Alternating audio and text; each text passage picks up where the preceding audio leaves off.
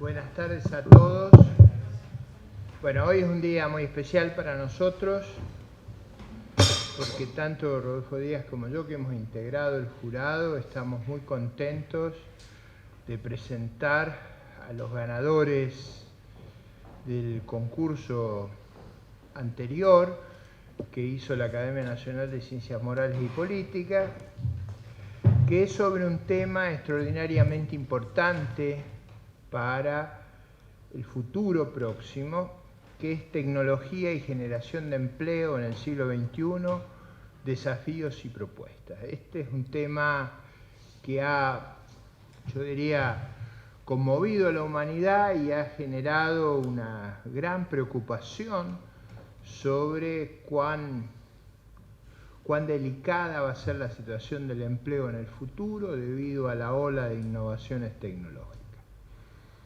Yo debo decirle a todos que una de las tareas más placenteras que he tenido en muchos años ha sido con el doctor Rodolfo Díaz hacer de, y el almirante que hoy no ha podido venir, Molina Pico, que compusimos el jurado, pero yo diría que este trabajo y también en la mención especial van a ser una contribución muy valiosa al debate argentino y probablemente se extienda fuera de nuestras fronteras. Los trabajos son de una gran densidad y calidad. Ya Martín Montané y Lucas Sartorio se ocuparán de hacer la exposición y yo no les voy a robar el espacio que les pertenece a ellos, simplemente quería transmitir a todos el entusiasmo que sentimos los miembros del jurado y por supuesto la Academia Nacional de Ciencias Morales y Políticas, primero por el éxito de la convocatoria y también por la calidad de los trabajos, que los vamos a editar en un libro y eso es muy importante para nosotros. Quería, antes de darle el tiempo para hacer su exposición, que yo calculo le llevará 40, 45 minutos, y luego así podemos abrir el espacio a las preguntas, como es la práctica de este instituto en esta academia. Quería señalarles que nuestra institución agradece muy especialmente a la Fundación Banco Ciudad por la donación que permitió financiar el premio 2018 y además nosotros estamos esperanzados que tenga la continuidad para poder financiar el premio 2019, que es sobre otra temática muy relevante para la sociedad argentina, yo creo casi imprescindible de abordar por el próximo gobierno, que es un dilema de la gobernabilidad en Argentina, el federalismo fiscal, perspectivas y propuestas. Ese es el nuevo tema que abocaremos nuestro esfuerzo luego de la presentación de trabajos para determinar los ganadores, pero sobre todo para concentrar el esfuerzo de la academia en propuestas que sean valiosas. Los dejo con los ganadores del premio. Yo sé que ellos han preparado una exposición y como el tema es tan importante y tan excitante, no les quito un minuto más de tiempo. Adelante y felicitaciones. Buenas tardes a todos, es un placer muy grande estar acá con ustedes. La verdad es un orgullo haber podido ganar esta convocatoria. La verdad que con Martín hicimos un esfuerzo muy grande, pero la verdad que era una oportunidad muy importante para nosotros y queremos un poco contar rápidamente de qué se trató este trabajo que les venimos a presentar hoy. Y déjenme contar algo al respecto. Con Martín y junto a Eduardo Levi-Yati, el año pasado en la Universidad de Itela hicimos un curso que diría que seguía bastante la línea de este trabajo que vamos a ver hoy. Y lo interesante fue que los alumnos cuando terminaron nos dijeron necesitamos más clases. Era un curso de 5 clases y nosotros pensamos en una estructura que hasta podría tener 10. Entonces, lo que van a ver hoy es el intento de poner 10 clases o algo en 30 a 40 minutos, capaz un poco más, pero vamos a hacer un esfuerzo de sintetizar, porque un poco el trabajo nuestro es muy intensivo en una revisión bibliográfica. Es decir, es muy intensivo en la documentación de un montón de patrones que fueron documentándose en la literatura académica, y es verdaderamente imposible consolidarlo de una manera sintética, 30, 40 minutos. Vamos a hacer el esfuerzo, por supuesto salteando algunas cosas que están dentro de la publicación, pero por lo menos siendo eje sobre lo más relevante, y aquellas cosas que no podemos tratar en profundidad las mencionamos un poco al final. Bueno, ok.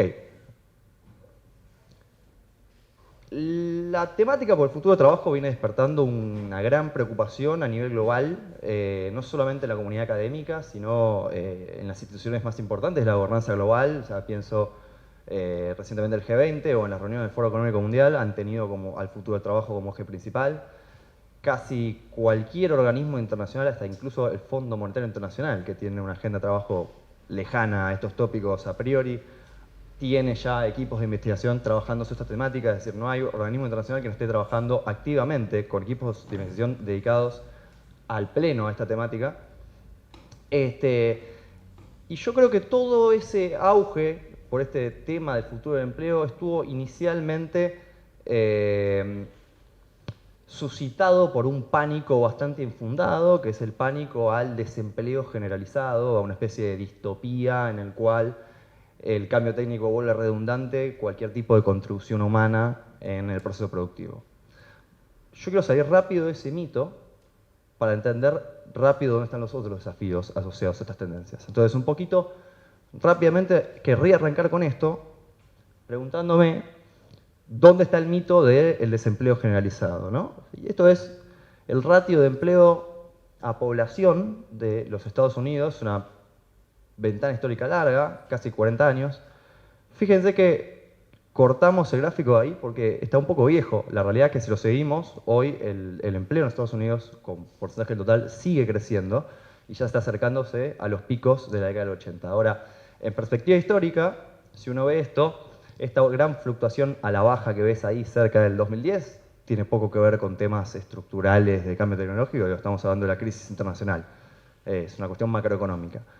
Pero uno ve fluctuación macroeconómica va, viene, pero no ve por lo menos una especie de desempleo generalizado, fantasma sustitutivo que acecha el mercado de trabajo. Y cuando uno piensa en cabinas de peaje automáticas, servicios al cliente automáticos, el empleo industrial, la fábrica industrial está crecientemente más intensiva en capital a lo largo del tiempo.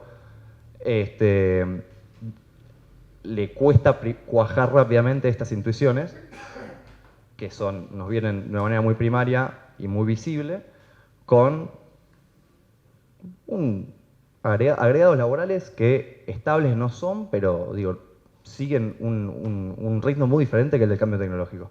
Lejos de ser una propiedad de los Estados Unidos, Unión Europea, Japón, Australia, Canadá, las economías desarrolladas que están a la frontera de la innovación tecnológica, o sea, las que están particularmente más expuestas a priori a estas tendencias, no manifiestan ninguna especie de tendencia bajista, alarmante, que podría asociarse a una creciente automatización del empleo.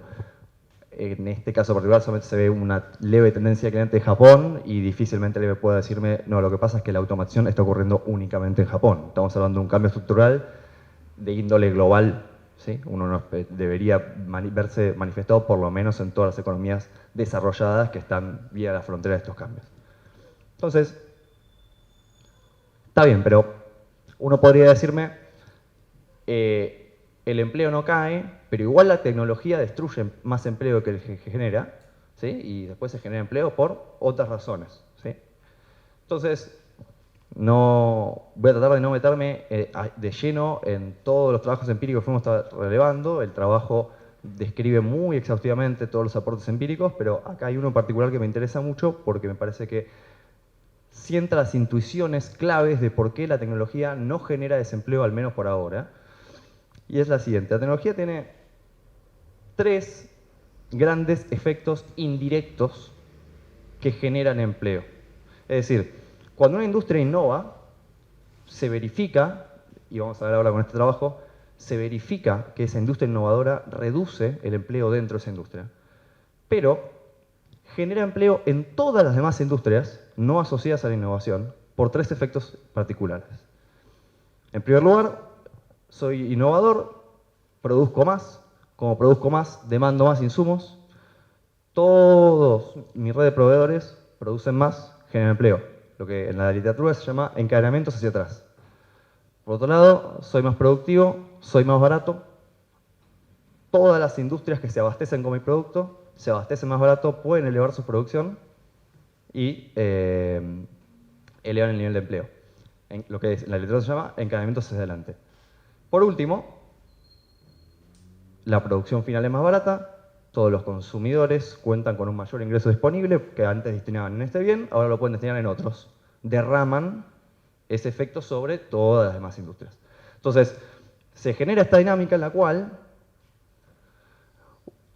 el efecto directo negativo, si uno preste la atención solamente a las líneas grises punteadas, que son las que acumulan a todas las coloridas, que son los distintos sectores de la economía. La punteada acumula el total. Entonces, el efecto directo es negativo, ¿sí? Cuando la industria innova, reduce empleo en esa industria, pero el indirectos son claramente positivos y terminan compensando en el neto a los efectos más negativos asociados. Entonces, no es que la tecnología no produzca destrucción de empleo.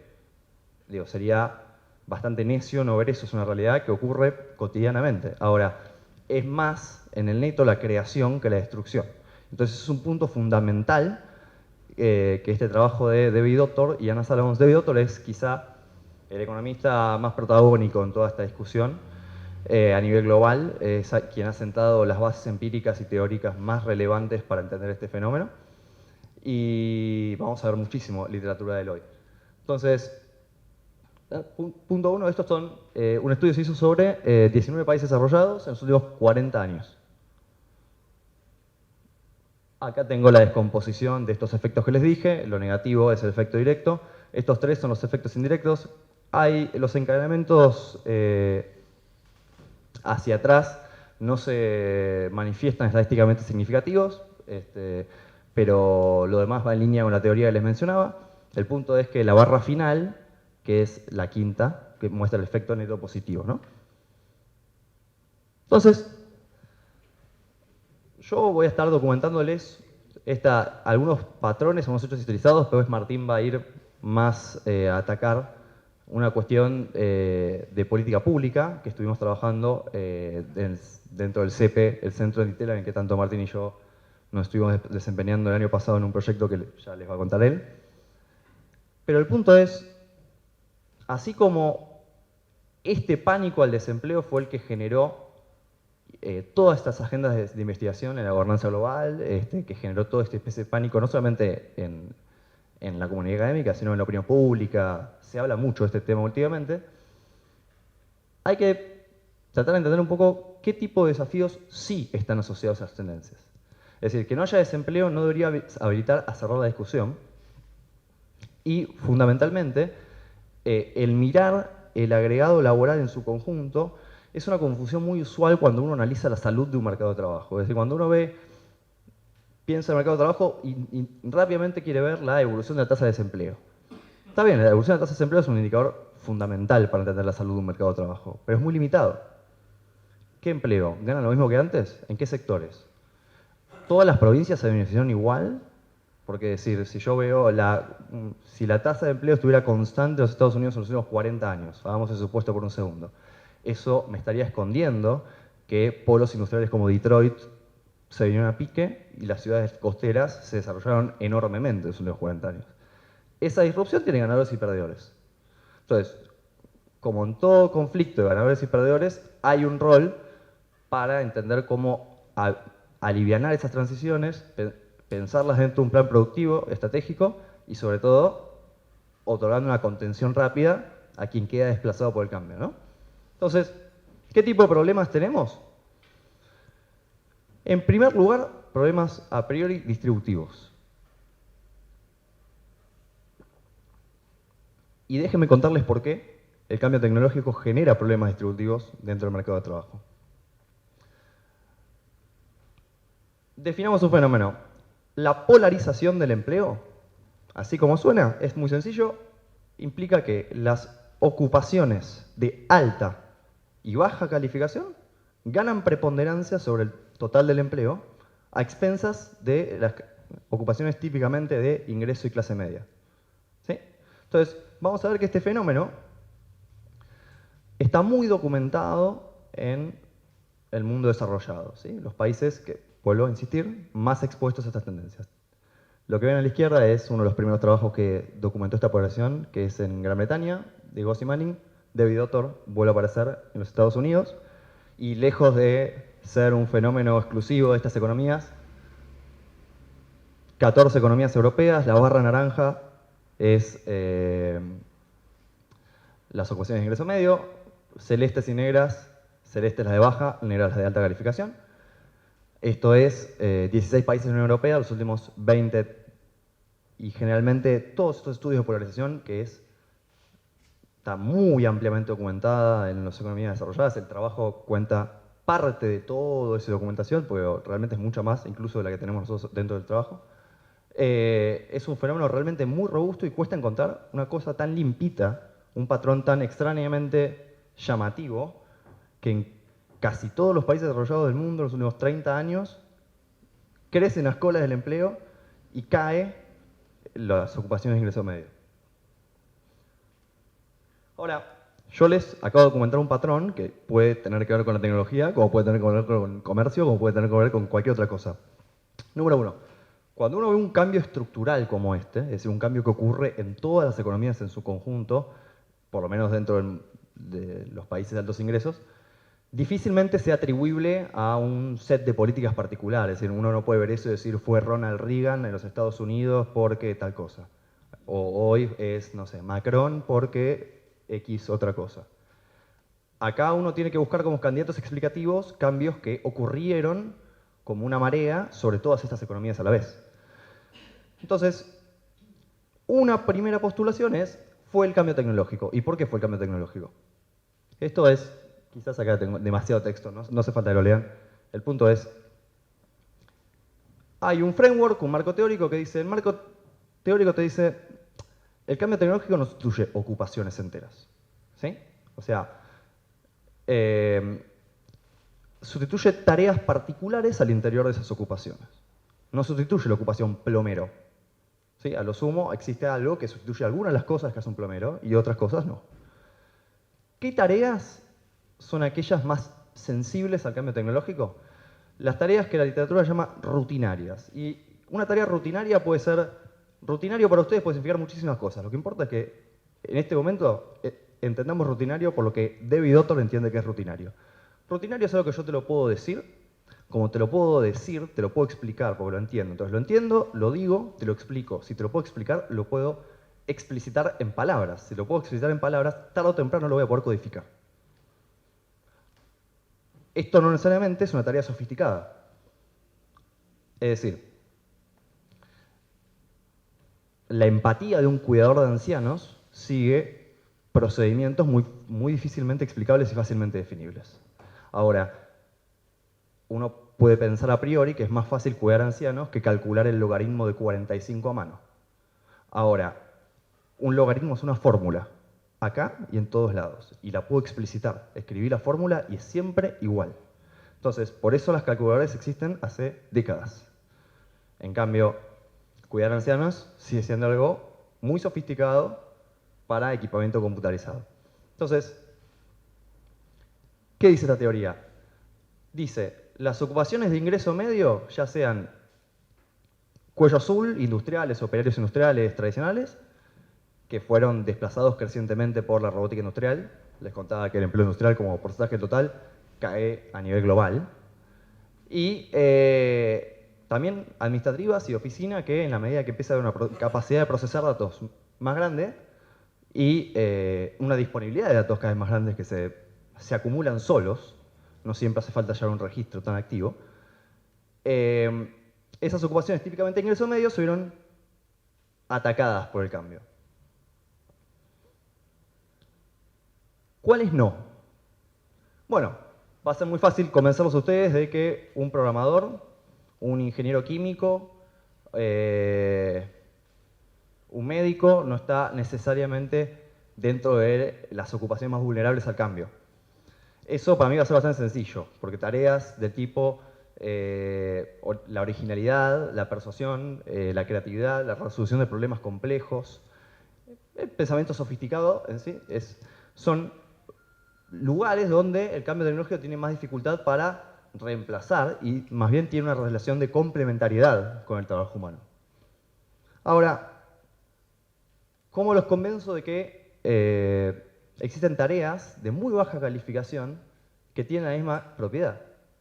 Bueno, no es muy difícil en definitiva, ya algo les comenté, la empatía a un cuidador de ancianos es muy poco rutinario.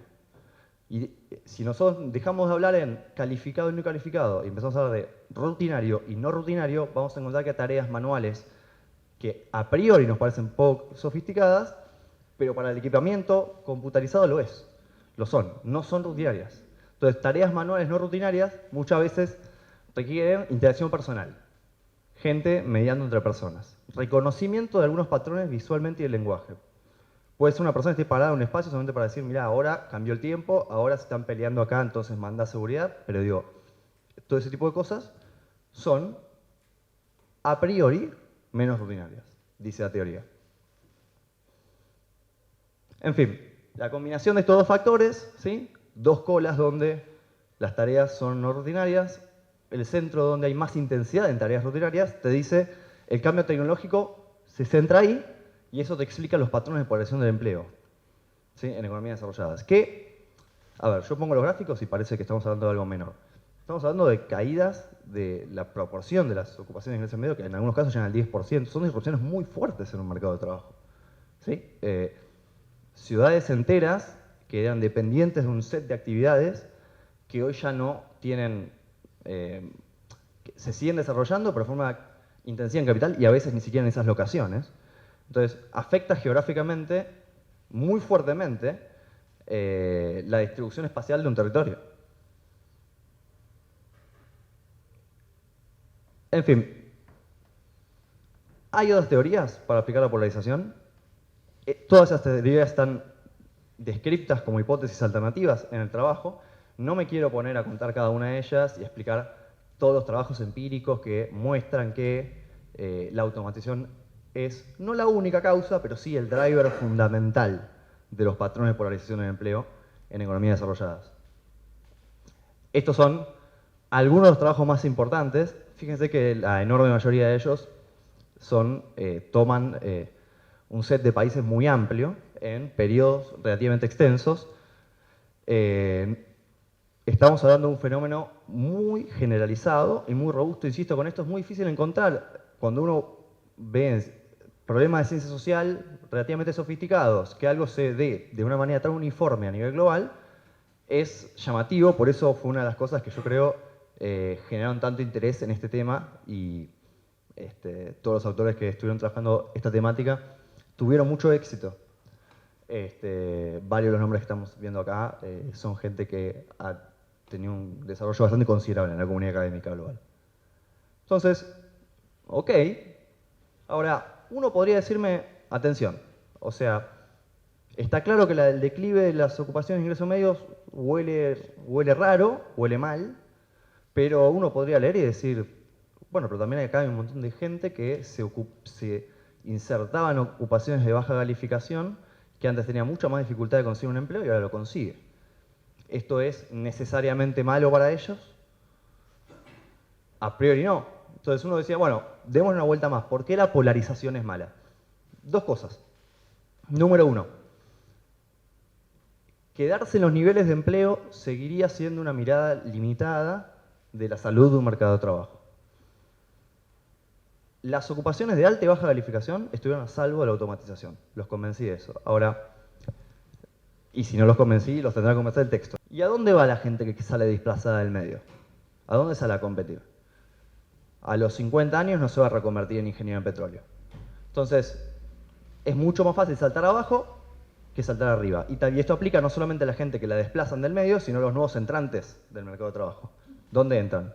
Bueno, vos tenés en los empleos de alta calificación unos requisitos de calificación que limitan crecimientos de la oferta de trabajo, ¿sí?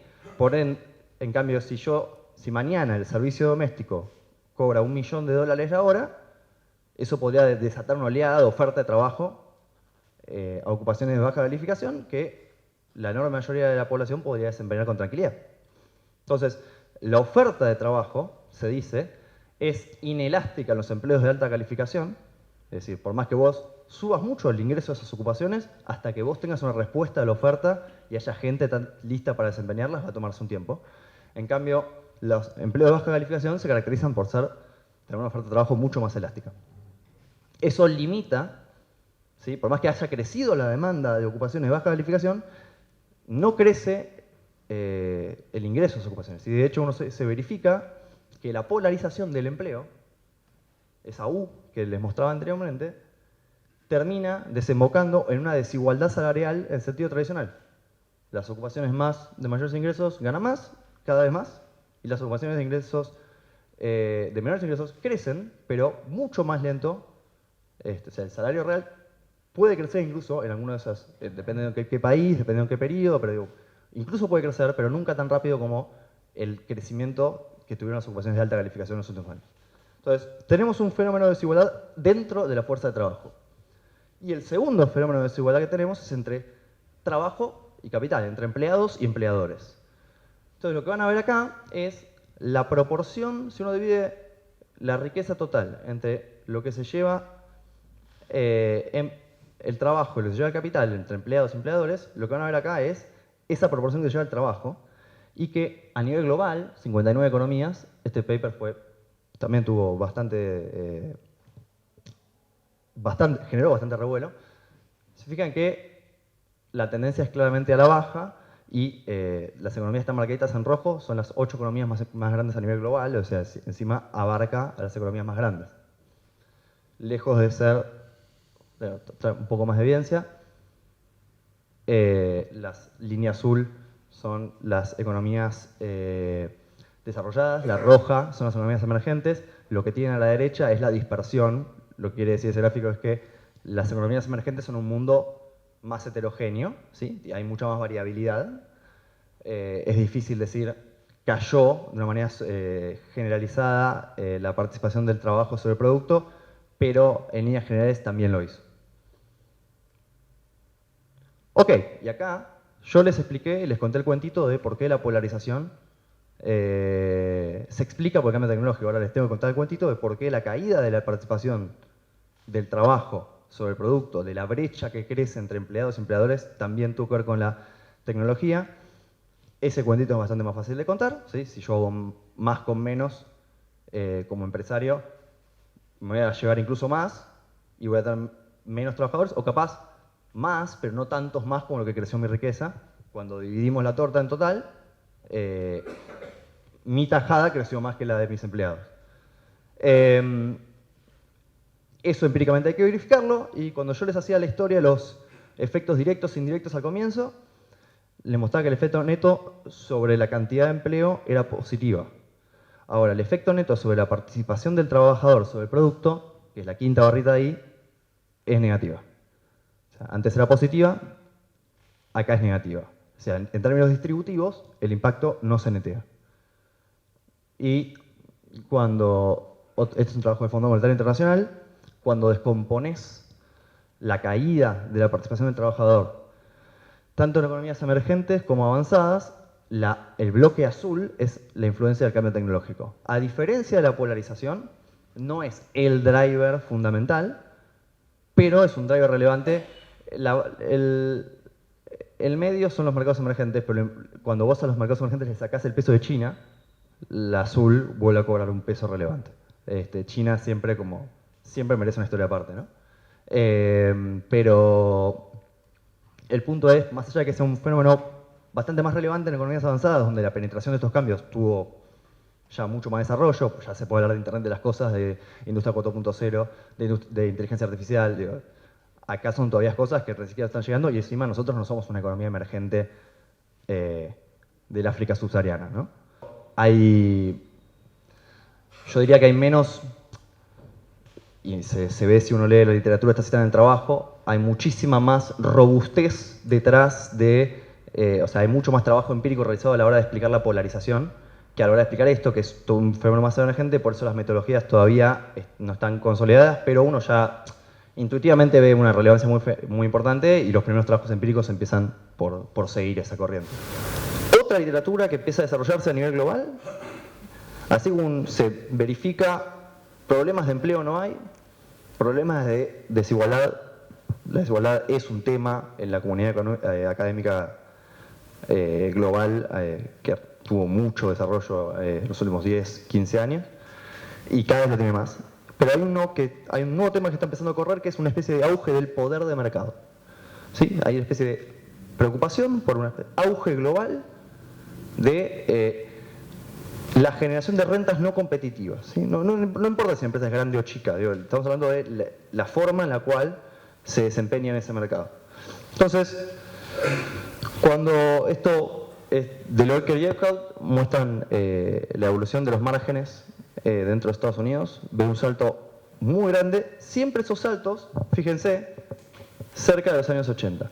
Por eso todo tiene que ver con lo que nos trae acá, que es el cambio tecnológico. En definitiva, las grandes disrupciones del Internet, del software, del desarrollo de las TICs, se datan recién a partir de los años 80. La polarización tiene data desde aquellas décadas también. Siempre fines de los 80, mediados de los 80, todos estos fenómenos tienen lugar. Por eso después se la asoció empíricamente al cambio tecnológico. No teóricamente, yo acá me salté todos los trabajos que empíricamente documentan esto, pero empíricamente está documentado este vínculo frente a otras hipótesis alternativas. Entonces, empiezan a haber unos trabajos así medio pioneros como el de Deloitte y Eckhout, que ha sido bastante criticado, pero las distintas revelaciones que se le han hecho mantienen la esencia de las conclusiones, que es que hay una especie de auge del poder de mercado en los Estados Unidos. Y lo más interesante es, fíjense una cosa, les explico el gráfico. La línea gris son todas las 50 firmas menos ricas. ¿Sí? Por así decirlo, el 50% de firmas menos ricas, quise decir. No se mueven sus márgenes. La azul son el 75%. Del 75% para arriba, perdón.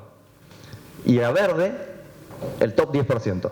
O sea, ese crecimiento de los márgenes, bien fuerte, se explica casi únicamente por un porcentaje de firmas muy chiquitas, que está al tope de la distribución, o sea, las firmas y las empresas más importantes.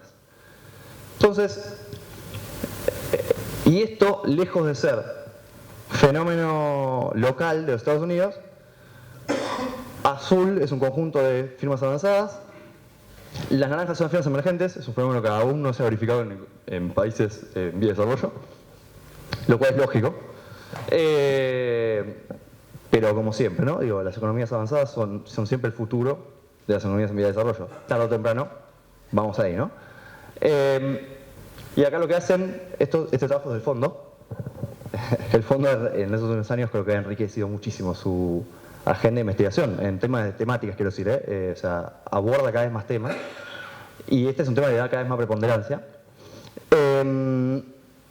Y fíjense que, de nuevo, ¿no? También, datado a principios de los 80, se ve un crecimiento bastante generalizado del poder del mercado. Entonces, ¿qué tiene que ver esto con la tecnología?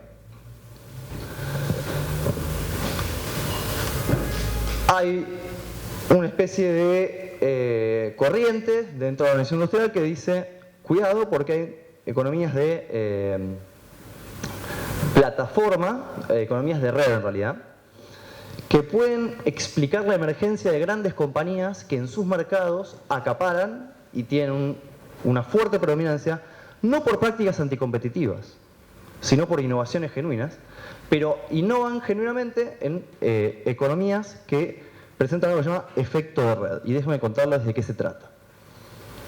Una externalidad de red es una externalidad en la cual el valor del bien que yo consumo depende no solamente de la utilidad que eso me dé a mí, sino del consumo de los demás. Ejemplo, yo voy a una red social si hay otra gente en esa red social. La red social puede ser buenísima, pero si no hay nadie, yo no voy. ¿Sí? Yo chateo en WhatsApp porque están todos ahí, pero si hubieran empezado a chatear todos en Facebook Messenger, les hubiera mostrado todos en Facebook Messenger. Lo que quiero decir es, cuando el valor de lo que yo consumo para mí depende en alguna medida, de que otros usuarios la consuman, se genera una externalidad de red. Cuando hay externalidad de red, es lógico, óptimo para el consumidor. Lo óptimo es que haya una plataforma. ¿Sí? No quiero mucho Facebook, quiero uno, estamos todos y nos ordenamos todos ahí. ¿Se entiende? Entonces, esto es muy propio de redes sociales, plataformas de compra y venta. Yo voy a comprar a Mercado Libre o a eBay, ¿por qué? Porque están todos los oferentes ofreciendo productos para el demandante. Y para el demandante, y para el oferente, ahí están todos los demandantes reseñando productos, comprando productos. Entonces, vamos a unas pocas plataformas. Por eso hay tanto unicornio de plataforma.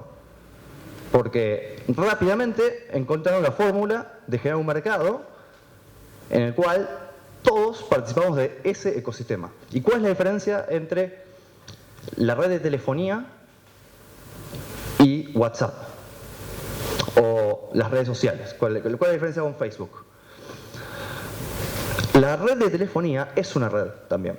Yo tengo teléfono, sí, los demás tienen teléfono. No es un teléfono para no poder llamar a nadie. Ahora, la red de telefonía no es propiedad de nadie. Hay distintas empresas operadoras compitiendo dentro de la red. Facebook es de Facebook. Entonces la red es propiedad de una única compañía.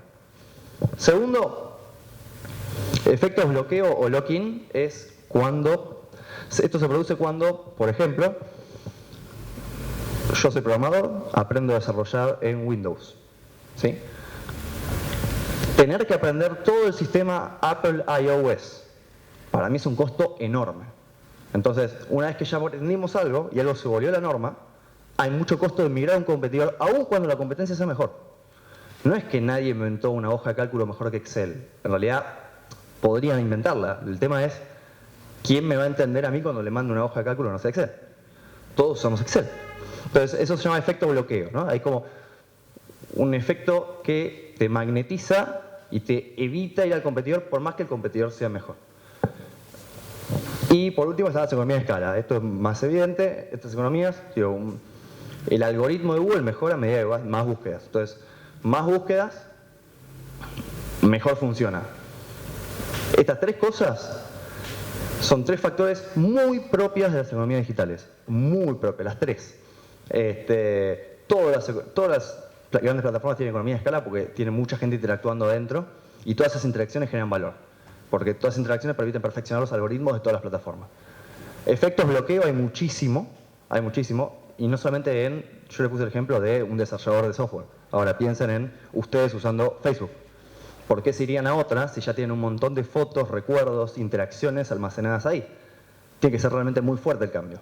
No es que esto no ocurra. Antes Facebook existía MySpace, y MySpace se fue a pique. Pero la competencia es muy schumpeteriana. Es decir, hasta que no viene una red que te destruye y ocupa tu lugar, vos seguís teniendo tu protagonismo único y concentras tu mercado. Entonces, y de nuevo, no me quiero poner a papers empíricos que trabajan esto, se ha verificado que el cambio tecnológico tiene una influencia muy fuerte sobre estos patrones de auge de poder del mercado. Los patrones de auge de poder del mercado están bastante documentados, se discutieron muchísimo, se están discutiendo muchísimo, pero queda claro que algo de eso hay, y ahora cada vez hay más literatura que empieza a vincular empíricamente esos cambios al cambio tecnológico. Yo les hice todo un patrón de los desafíos que el cambio tecnológico genera, sin mencionar algunas cosas, porque realmente ya tengo que dejar de hablar. Martín les tiene que contar ahora un poco un proyecto en el que estuvimos trabajando el año pasado, que buscó generar evidencia empírica sobre la efectividad de políticas laborales para hacerle frente a algunos de estos desafíos. Así que, Martín. Siempre que hablo después de Luca tengo una ventaja, que es que están todos introducidos en el tema y la verdad que pocas personas mejor que él. La parte mala es que ya tiene un montón de datos, un montón de la cabeza ocupada trabajando con varios temas. Así que un poco con el riesgo de llenarlos, de terminar de saturarlos, vamos a explicar un poco más que nada, ¿qué hacemos con esos perdedores parciales? ¿No? Luca contaba que, bueno, en el agregado se podía decir que el cambio tecnológico all in all es bueno, digamos, al menos para la iniciación de trabajo del promedio de la economía, pero claramente tenemos algunos perdedores, ¿no? Tenemos gente que es desplazada de su mercado de trabajo, mejor dicho, de su empleo, y muchas veces ese patrón, digamos, no es al azar. Son ciudades enteras, son ocupaciones enteras, son sectores de ocupaciones, con lo cual uno pensaría que habría que analizar qué es lo que funciona y qué no para modificar, digamos, la trayectoria laboral de las personas. Pero antes de entrar directamente en qué funciona y qué no, quiero convencerlos de dos patrones que hay. Por un lado, hay toda una rama en la literatura que fue un poco menos, digamos, atractiva durante muchas décadas, que fue la que básicamente busca identificar qué es lo que hace que nosotros seamos productivos haciendo algo, ¿no? Es una discusión ya vieja, en su momento era la experiencia, medidas como años trabajando en general, luego se empezó ya en la ecuación de Mincer más clásica, se empezó a tener en cuenta a nivel educativo también de las personas, y con cada vez que aparecieron nuevos datos administrativos más ricos, más públicos, digamos, empezó a hacerse preguntas sobre, bueno, qué tan específico es lo que nosotros sabemos hacer y cuánto define nuestro salario, ¿no? ¿Por qué es relevante esta pregunta? Bueno, si yo pierdo mi empleo y mi ocupación desaparece, pero mi capital humano es lo suficientemente amplio como para que yo rápidamente pueda usar lo que yo ya sé en otras ocupaciones, mi problema de que me desplacen de un empleo no es tan grave, ¿no? Puedo rápidamente darme vuelta antes de salir por la puerta, ir a otra empresa, ocuparme y no tener un gran costo a nivel salarial, digamos, y tampoco a nivel de estar empleado. Eso sería algo beneficioso. Lamentablemente la literatura nos apunta para otro lado. Esto es básicamente literatura del mundo desarrollado. Acá sí, la verdad que hay mucho trabajo para trasladarlo a los países en desarrollo, pero lo que tenemos para Alemania, para Estados Unidos y para otros países es que claramente hay especificidad a nivel de ocupaciones. Es decir, nosotros somos cada vez más buenos haciendo lo que hacemos con el paso del tiempo. Nuestro capital humano es bastante específico, al menos a nivel de ocupaciones, y cuando se pudo abrir por tareas, que solamente algunos datos lo permiten hacer, se encontró lo mismo, ¿está bien? No solo a nivel de ocupaciones, sino a nivel de tareas. Nosotros creo que somos uno de los primeros esfuerzos para traer esta discusión a los países en desarrollo. Lo hicimos con Argentina, un dataset nuevo, pero está a nivel de sector de actividades. Acá una salvedad rápida. Sector de actividades es básicamente qué actividad económica se dedica a hacer una empresa, ocupaciones, a qué tarea o qué conjunto de tareas cumple una persona dentro de una empresa o como su actividad profesional, y las tareas son esa parte indivisible, si uno quiere, del que conforman a esas ocupaciones. Acá es como que podemos trabajar con el nivel de agregación más alto, que no es el que justamente uno querría, digamos, pero lo que uno puede ver es básicamente, es una matriz, está bien, y cada punto azul marca cuando un sector de actividad tiene mucha relación entre transiciones de personas. ¿Está bien? Este panel básicamente es desde 1996 hasta 2015. Para Argentina, datos administrativos de la FIP, está público, es una muestra de Argentina, en lo cual uno puede ver básicamente cómo van cambiando de actividad de las personas.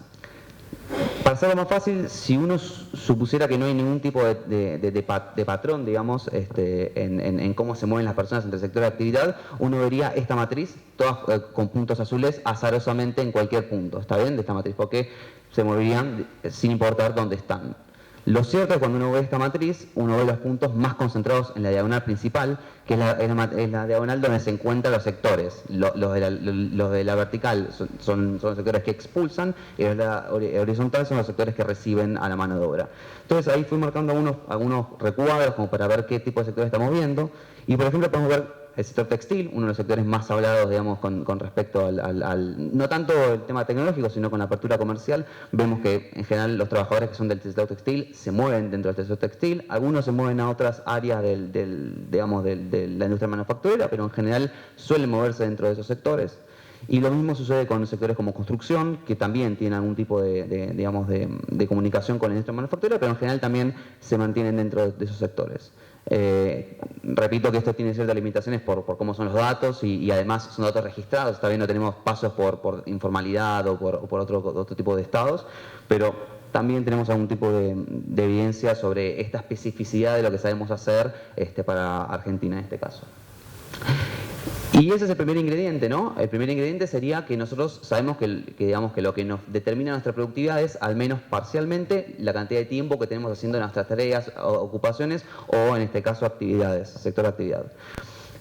Esto no sería un problema tampoco para el cambio tecnológico si el cambio tecnológico seguirá esparcido entre todas las tareas, ¿no? Si no hubiera ningún patrón entre tareas rutinarias, entre ocupaciones, si seguirá al azar entre todos los lugares, no tenemos problemas. ¿Por qué? Porque mal que bien tendríamos sectores que se parecen, algunos sectores que se parecen a lo que nosotros estamos haciendo, y de alguna manera podemos migrar hacia esos sectores de una manera un poco menos costosa, ¿no?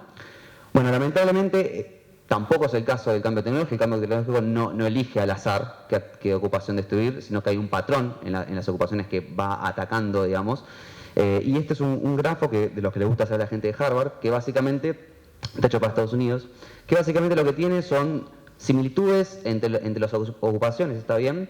Ocupaciones en sentido de las tareas, las habilidades que requieren hacer para cada ocupación. Y mientras más en negro está ese punto, más proclive al cambio tecnológico, más expuesto está el cambio tecnológico. Lo que pueden ver ahí rápidamente es que los puntos negros están en los clústeres, ¿no? No se distribuyen de una manera azarosa, con lo cual, si nosotros tenemos alguna ocupación, por ejemplo, del conjunto de ocupaciones que está arriba a la derecha, no tenemos tantas otras ocupaciones para movernos que no esté expuesta por el cambio tecnológico, sino tenemos que hacer un salto hacia otro lugar. Y los primeros trabajos están intentando analizar esto, de cuál es el costo de saltar a un sector de actividad que es muy distinto al que estamos acostumbrados a hacer. Encuentran que hay una importante pérdida de salario, y no solo de salario, sino que es muy difícil mantener un empleo estable dentro del nuevo sector de actividad, dentro de la nueva ocupación. Entonces, básicamente esos son los dos puntos relevantes. Tenemos especificidad en el capital humano, no es tan general como alguna vez pensamos que era.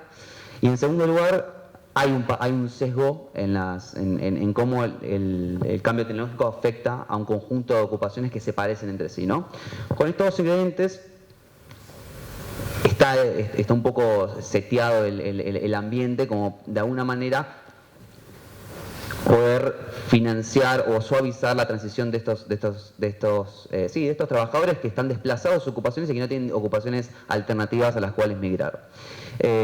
Y esto, nuevamente, por esta razón, en los últimos 5 o 6 años comenzó a haber todo un interés renovado sobre estas políticas activas del mercado de trabajo, que son activas en detrimento de las pasivas, ¿no? Las pasivas son las clásicas, los seguros de desempleo, por ejemplo, es un clásico ejemplo de política pasiva. Las políticas activas buscan mejorar a través de programas de empleo, a través digamos, servicios de asistencia a la búsqueda de empleo, subsidios salariales directamente para los puestos de empleo, o ayuda, financiamiento a microemprendedores. Buscan mejorar la empleabilidad de las personas, buscan que consigan empleo y, si lo consiguen, que sean más productivos y que tengan mejores salarios. Un poco esos son los objetivos. Hay literatura sobre esto, sobre qué es lo que funciona y qué no en estas políticas de empleo. Es algo muy relevante para que el Estado maximice el efecto que tienen estas políticas y, digamos, no tenga un costo excesivo en lo que está haciendo. Y la literatura marca algunos de los componentes que suelen estar asociados a esta, digamos, efectividad, pero lo cierto es que son programas muy complejos, ¿no? Son multidimensionales, dependen tanto del contexto de donde se implementan, dependen también mucho de los componentes específicos en los que tienen estos programas. Pueden ser un entrenamiento en una compañía, puede ser un entrenamiento directamente en una clase, puede ser teórico, se puede enseñar soft skills, puede estar, también depende, su efectividad depende del target de las personas a las cuales se apunta. Puede funcionar distinto en mujeres u hombres, puede funcionar distinto en personas que están en el desempleo durante muchos años y personas que están en el desempleo durante poco tiempo, con lo cual es realmente un desafío encontrar cuáles son los componentes o cuáles son estas variables que se asocian con mayor éxito o no de estos programas. Lo cierto es que la literatura preexistente encontró algunos usual suspects, algunos casos que podrían asociarse con mayor éxito.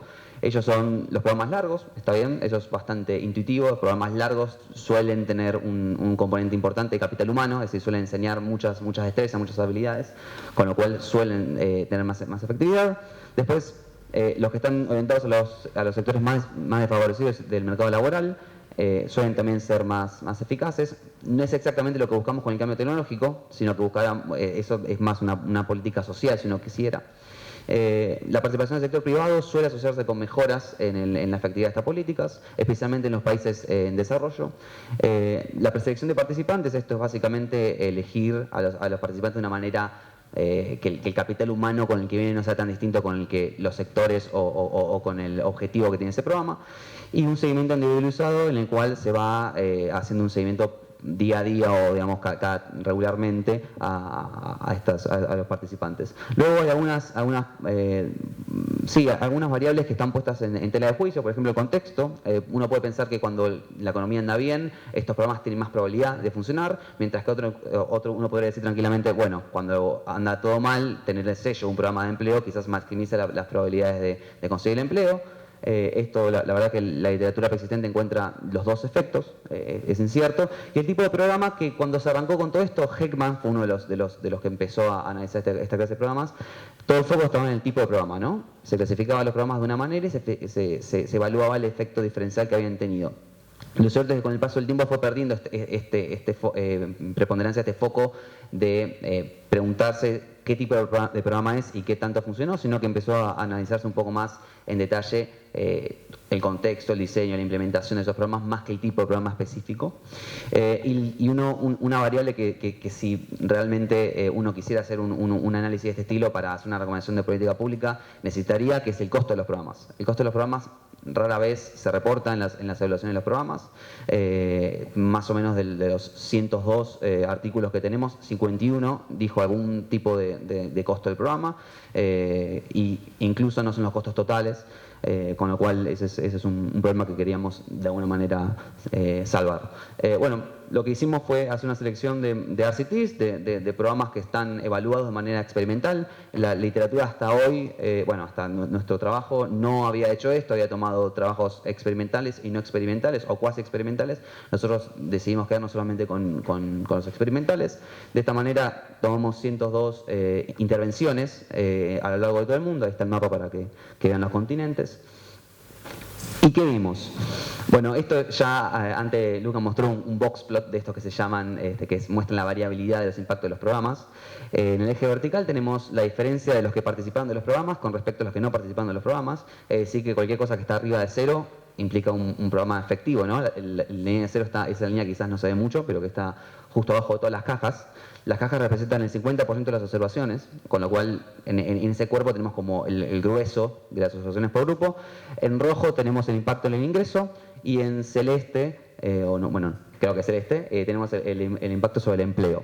Y en el eje horizontal, que quizás no se ve mucho, al principio tenemos los programas de servicio de empleo, que son ferias laborales, confecciones de currículums, esa clase de programas. Luego tenemos la asistencia a trabajador independiente o a las empresas más chicas. Luego tenemos vocational training, que sería el entrenamiento laboral típico, con entrenamiento a veces en las empresas, a veces con pasantías. Y luego tenemos los subsidios salariales, que hay un punto importante para hacer con los subsidios salariales, es que tenemos muy poca evidencia justamente por el método de evaluación que tuvimos. Como es experimental, es raro que el gobierno haga políticas de este estilo, seleccionando a los participantes. En general suele hacerse a un sector o suele hacerse una política en general porque tiene otros fines que no son estrictamente evaluar la efectividad. Esto es lo mismo que vimos en el boxplot, pero ahora es como si rompiéramos cada una de las cajas y los ploteáramos contra el tiempo. En el eje horizontal tenemos cuánto tiempo pasó desde que terminó la intervención. Este es uno de los gráficos, yo diría, más importantes porque en general uno en la literatura, al menos la que uno pudo leer, es que los efectos suelen desaparecer en el tiempo. Muchas veces se discute eso, o a veces se discute si suelen aumentar en el tiempo. Nosotros no encontramos ni una cosa ni la otra. Encontramos mucha más variabilidad en el corto plazo, en los primeros 2 años, en los impactos, pero esto puede estar claramente, afectado porque tenemos muchos datos de corto plazo, ¿está bien? Creo que tenemos solamente 30 programas que reportan algún tipo de coeficiente después de 2 o 3 años, con lo cual la evidencia estaba más que nada en el corto plazo, pero no vemos una que vaya cayendo en el tiempo. Mientras más ven el punto, mientras más azul es, más probable es que sea distinto de 0 el efecto, con lo cual más seguro estamos de que tuvo un efecto positivo. hicimos también el mismo ejercicio que hizo el resto de los metaanálisis y encontramos nuestras variables que consideramos que son importantes para hacer una buena política pública de reinserción laboral. Primero encontramos que el seguimiento individualizado, en línea con el resto de la literatura, es algo que funciona para las políticas de empleo. Los programas largos también, es algo que, especialmente con los que son entrenamientos laborales. No encontramos una mejora en los programas con la participación del sector privado. Esto puede verse a varias razones, entre ellas, la más importante creo yo, es que como son RCTs, esta metodología de evaluación que les conté, generalmente está financiada por el sector privado, con lo cual la variabilidad de nuestra muestra en esta variable es particularmente baja. Después encontramos algo muy interesante que es, y lo encontramos para varias muestras, para América Latina y para casi todos los programas, que es a mejor contexto macroeconómico, mejor funcionan estas políticas. Con lo cual, si uno creyera este punto de nuestro trabajo, uno debería lograr, sería otro elemento más a favor de la estabilidad macroeconómica. No solo permite todo lo que ya sabemos que permite, sino que además nos permite una transición y minimizar el impacto del cambio tecnológico. Luego, sí, dos variables interesantes, nuevas, que encontramos, son incentivos monetarios a los participantes, también darles un incentivo para que sigan con el programa, se asocia con mejores probabilidades de éxito, y también, y esto es lo más importante para lo que estamos viendo del cambio tecnológico, los entrenamientos que están orientados hacia un sector de actividad también suelen ser más efectivos, con lo cual este es un buen punto como para usar estas herramientas para mejorar y facilitar esa transición desde capital humano que se depreció por el cambio tecnológico hacia nuevas ocupaciones y sectores de actividad. Y esta es una de las líneas de trabajo que nos gustaría marcar y que sería interesante seguir trabajando. Estos son los costos de los programas, ¿está bien? No, si se acuerdan, este gráfico se parece mucho a este, que es el gráfico del efecto, ¿está bien? Está en el mismo orden, así que si se acuerdan este gráfico, miren esto. Lo que sucede básicamente es que el efecto es bastante proporcional al costo de los programas. Entonces, esto es un problema, porque uno dice esto funciona más, esta característica funciona más, lo que sea, uno saca esa conclusión, pero cuando ve los costos también cuesta más y digamos la relación es bastante directa. Entonces, una de las líneas en las cuales uno tendría que trabajar es dejar un poco el prisma de qué funcionó y qué no, sino que fue costo efectivo y qué no. Pero para eso uno necesita muchas más observaciones que la que tenemos nosotros. Con esto perderíamos la mitad de nuestra base y podríamos decir realmente pocas cosas. Bueno, ¿quieres cerrar vos? Sí, a ver. Me parece que queda solamente una filmina y creo que ya nos demoramos bastante. No sé cómo estamos de tiempo. Pero 55 minutos, bueno, dejemos 2 minutos para esto. Una aclaración sobre lo que acaba de contar Martín. Todo este trabajo que hicimos sobre la efectividad de políticas laborales y la recopilación de evidencia empírica sobre políticas laborales no la teníamos terminada cuando estábamos trabajando en este trabajo, por lo cual la versión que está publicada en el trabajo antecede, pero no está completa, la que terminamos presentando en Litera a fin de año pasado. Sí. En esta línea también, para si después ven el trabajo en el libro, en realidad, también, por un lado sí, es verdad no estaba terminado, por otro lado agregamos cosas distintas en el trabajo que no estaban en la investigación. Por ejemplo, el espacio que les mostré de sectores de transición de los trabajadores lo hicimos por ocupaciones, que eso no está hecho en ningún otro trabajo, con lo cual también hay cosas adicionales para ver. Y tenemos un resultado preliminar de este trabajo. ¿Está bien? No es terminado con las variables que funcionan elegidas, pero hay algo mostrado.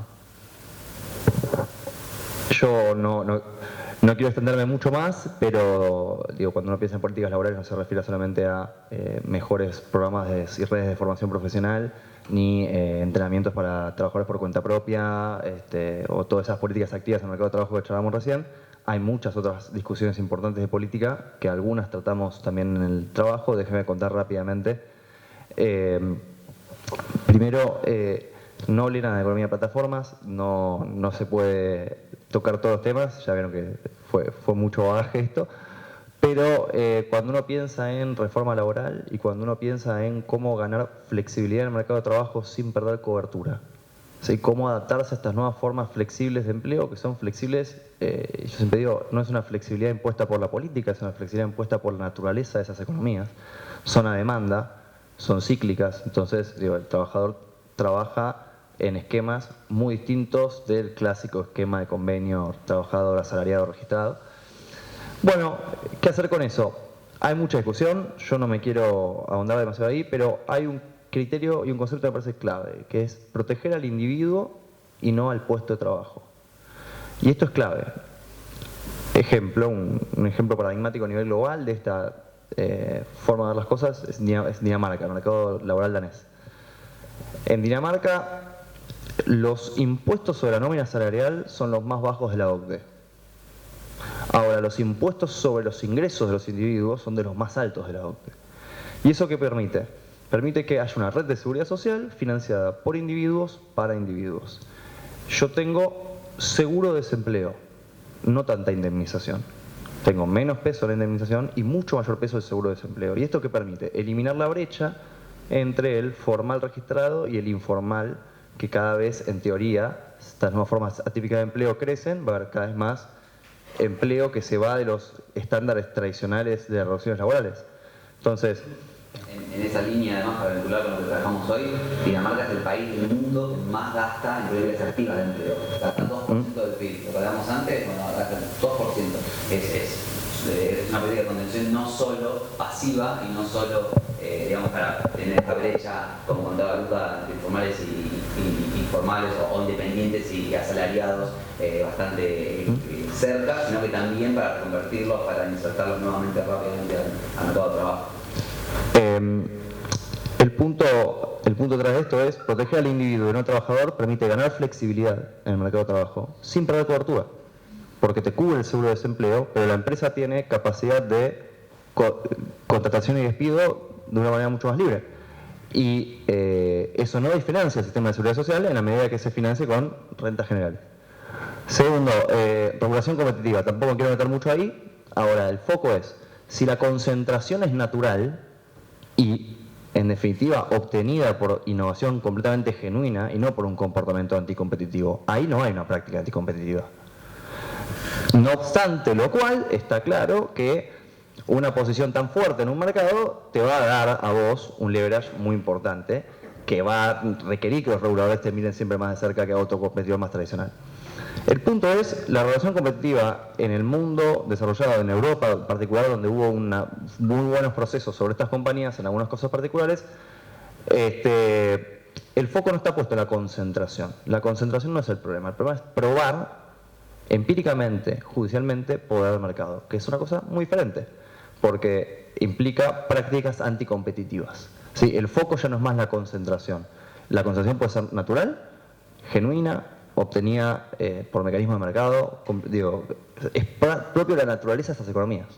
Ahora, esta naturaleza de esas economías tiene la posibilidad también de darle al ganador que se lleva al mercado un potencial leverage para empezar a desarrollar prácticas competitivas. Ese potencial es lo que nos preocupa. Ahora, siempre es importante no penalizar la innovación y entender que el regulador tiene que manejarse esas economías de una manera diferente. Y por último, nada, los sistemas de estadística públicas tienen que relacionarse bastante, porque a la hora de pensar políticas y laborales efectivas necesitan entender cuáles son las habilidades que están escaseando, están demandando y las empresas no logran cubrir. Ni hablar cuando hablamos de economías de plataformas, muchas de esas encuestas de hogares preguntan por la actividad principal de los individuos y la mayoría de estas actividades muchas veces complementan ingresos de las otras ocupaciones. Entonces, hoy sabemos bastante poco. Y eso es porque los sistemas de estadística pública necesitan allanarse fuerte para que verdaderamente den insumos para generar políticas efectivas. Así que nada. Aunque en esta línea sí vale la pena detenerse un segundo más. Si de todo, al menos esta es mi parte, no quiero hablar por Luca tampoco, pero si hay un punto de este trabajo, de la agenda que estamos siguiendo con este tema que es relevante, es la generación de estadística que esté a la altura del desafío. Uno cuando quiere trabajar con estos datos, especialmente para Argentina, para América Latina en general es difícil, pero para Argentina en particular, lo que uno puede decir tiene un grado de incertidumbre más alto que lo que ya el tema tiene de por sí, ¿no? Es un tema que ya de por sí las proyecciones de qué ocupación o tarea va a caer por el cambio tecnológico ya tiene un intervalo de confianza suficientemente grande como para que los sistemas de estadística nacionales lo terminen de ampliar. Y es una línea en la cual habría que digamos, a poner todos los esfuerzos posibles. Y de hecho es un cambio más organizacional que digamos, ni de dinero, ni presupuestario, ni de capacidad de los equipos. Es agregar preguntas, es comprender el problema y pensarlo de una manera más general en las estéticas públicas. Muy bien.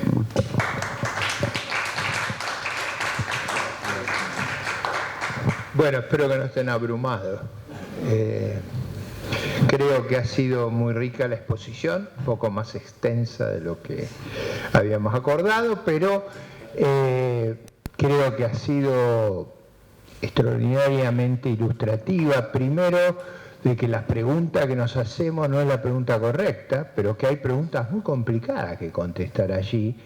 Y sobre todo el rol de la innovación y del cambio tecnológico que ha sido tan dramático en los últimos 35, 40 años y que todos inferimos va a continuar. Entonces, la riqueza del estudio nos ha ilustrado a todos sobre la experiencia internacional, los problemas y sobre todo las políticas posibles frente a estas dificultades, pasando por la más importante de todo, que es tener un sistema de información pública razonable. Digamos, fíjense cómo vamos cambiando los argentinos. Antes nos conformábamos con no trampear en las estadísticas. Ahora ya queremos estadísticas sofisticadas. Lo cual es un salto valioso, cualitativo, pero forma parte de una agenda de progreso. Bueno, espero que hayan disfrutado igual que yo disfruté, tanto como jurado como en esta oportunidad. Rodolfo Díaz lo explicó muy bien, como en esta oportunidad en la presentación. Los felicitamos, nos sentimos halagados que hayan respondido a nuestro requerimiento y espero que ustedes también hayan disfrutado de esta sesión que la hicimos en honor a ustedes. Muchas gracias.